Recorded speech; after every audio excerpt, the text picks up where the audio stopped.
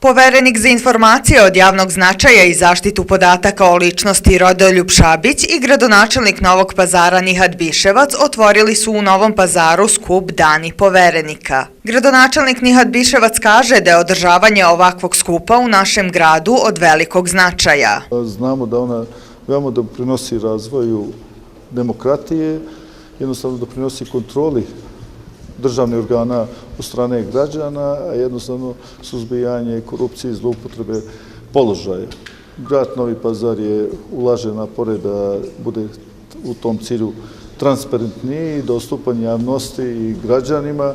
U tom cilju želimo da se u cilju ove organizacije upravo da se edukuju kako zaposleni u javnim i lokalnim institucijama, državnim institucijama, tako i sredstva građani, nevladine organizacije, institucije, mediji, jednostavno kako bi na pravi način dolazili do informacije koje su od javnog značaja.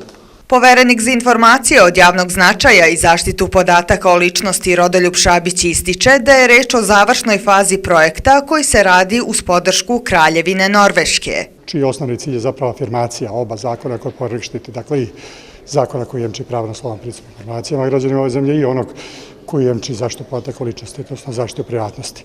I cela ideja se zasniva na onom, dakle, da bi građani mogli da se koriste svojim pravima, treba da znaju kako i šta ta prava podrazumevaju i proceduru koja često nije jednostavna ili bar nije za sve jednostavno. I cela ideja je zapravo to. U osnovi toga je da to građanima predstavimo na što je moguće praktični način, da im predstavimo instituciju, da u jednom dobrom i neformalnom razgovoru kako sa mojim saradnicima koji su zaista eksperti u ovoj oblasti, tako i sa nekim ekspertima iz cijelog sektora ili akademske zajednice, dakle van službe Poverenika, da im predstavimo i instituciju. I ideja je dakle da se obiđe negde do jeseni 5 gradova, nekako smo izabrali, valjda ste nam i najsimpatičniji da Novi Pazar bude prvi i odavde dakle kreće ta akcija, posle će ići Šabac, Zrenjanin, Požarevac i konačno na kraju Vranje. Eto, u najkraćim crtama to je to. Inače moram naravno da se zahvalim, nisam siguran da bi Poverenik bio u poziciji, dakle da sa raspoloživim sredstvima realizuje taj projekat, moram da se zahvalim Norveškoj, dakle na nesebičnoj podršci koja je, kao što rekao, dobra u funkciji dobrih interesa naših građana.